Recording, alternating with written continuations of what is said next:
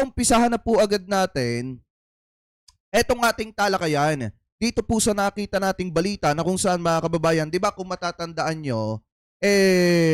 sinabi nitong si Duterte na bago niya pirmahan yung waiver ng kanyang bank account mga kababayan,